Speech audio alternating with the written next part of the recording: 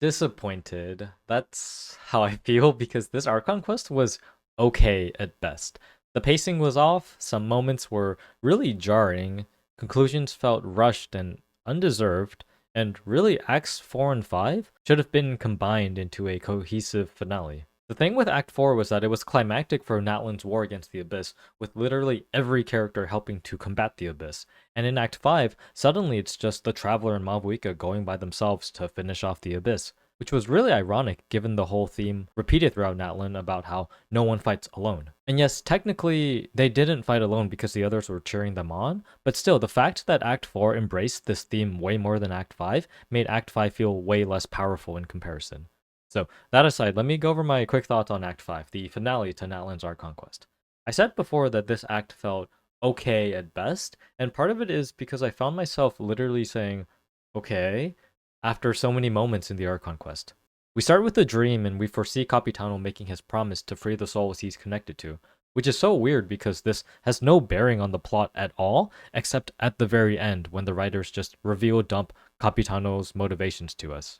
Anyways, we meet up with Mavuika, Zilonin, and Sitlali to discuss the ancient name, where Zilonin will get help from Sitlali to forge the name in 3 days' time. They tell us to kill time for 3 days, which is really ironically funny because the game literally makes us wait 2 days right before starting this quest. And this 3 days time is basically a plot device to allow a party scene at the People of the Springs that Moalani and Kachina invites us to. We invite Mavuika as well, and the party emphasizes how Mavuika doesn't want people to treat her specially and to treat her like everyone else. This feels like material to flesh out Mavuika's character that should likely have just been in her story quest or in the earlier acts of Natlan's Archon quest. The fact that Mavuika wants to be treated like a normal person pretty much contradicts some of her behavior at the end of this Archon quest. And pretty much a problem that I felt throughout the entire Archon quests was that it never really emphasized any kind of flaw or conflict that Mavuika goes through until the very end, which makes it difficult for me to be emotionally invested into her character.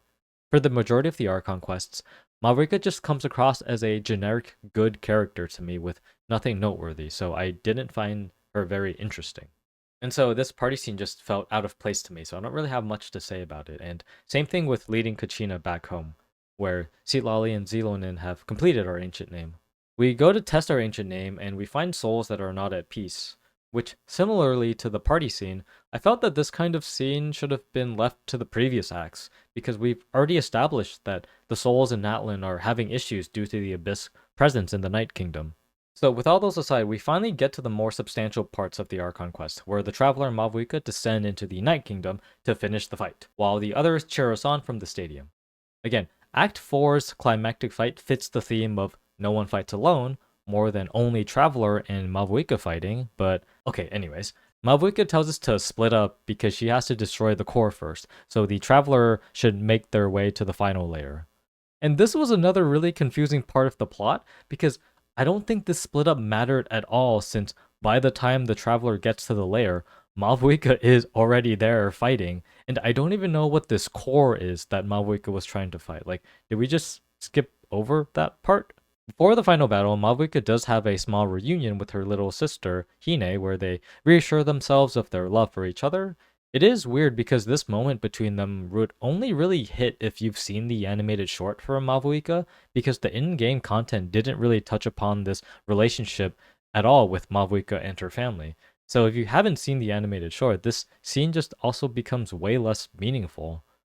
And something that Hina says irks me because she concludes the scene saying that she never had any time for love or for herself, but she didn't care about that because other things came before herself. In fact, she got this mindset from Mavuika. And the story does not challenge this at all, and I'm left wondering if the writers are even aware of how controversial this mindset is. I guess they kind of have Mavuika change her mind on this near the end, but if that's the case, do we just leave Hine in the dust? Like, this was just another okay moment for me. Finally, the Traveler, after some help from the souls of others like Guthred and Athea, makes it to the lair where they join Mavuika in fighting against Gosaitolth. Again. This time it takes on the appearance of the Pyro Sovereign, which I thought was really cool, but for the fight, it was hype, I guess. We do end up getting the power of Pyro from the Lord of the Night, but for a big power up like that, I thought the moment would be more impactful, but it just felt okay. Since they just gave it to us without any build up. I think my favorite scene from the battle was Traveler and Mavuika getting the powers from each of the 6 heroes, since it's a good thematic representation of Natlan, but otherwise I was left pretty confused and underwhelmed with the battle overall. For example, we have the voices of names that I can only assume are previous Pyro Archons that were affected by the Abyss, but other than Xbalanque, we have no idea who they are, so as they were shouting at us, I was like, okay, who are you? Am I supposed to know your name? There's also some talk about Descenders being important, but okay, let's just brush that off and not talk about it again. These scenes felt like they should be impactful, but the story just didn't give us enough context or background for these moments to have impact. The fight was straightforward, as well as getting out of the Night Kingdom. That's it, we just beat the dragon, and that's it.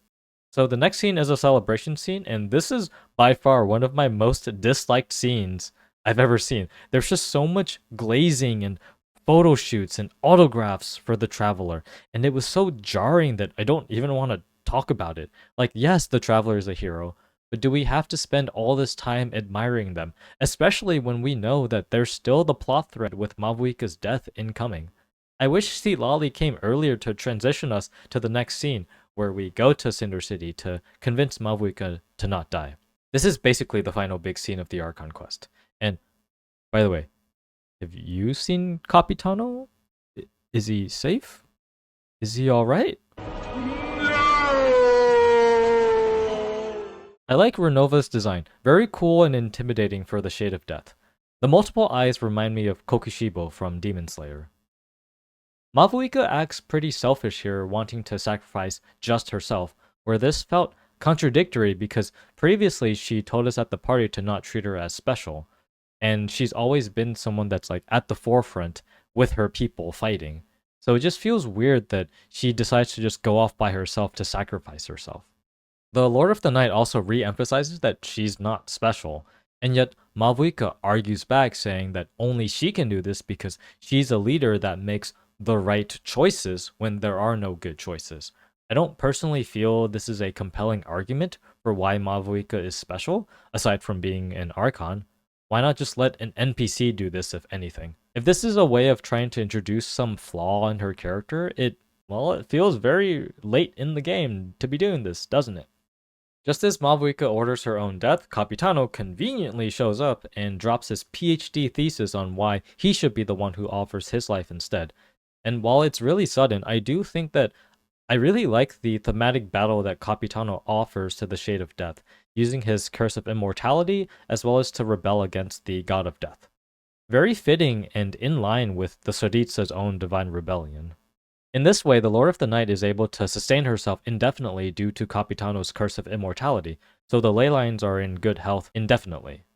I'll make another video on Capitano's character, but in short, his sacrifice was just really sudden for the quest, and the others just accepted it without a word.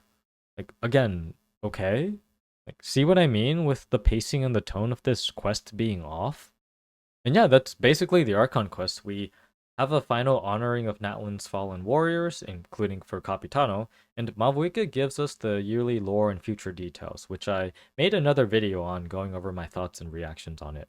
A lot of this Archon quest felt undeserved, and I didn't feel much emotional response to anything, which makes me disappointed.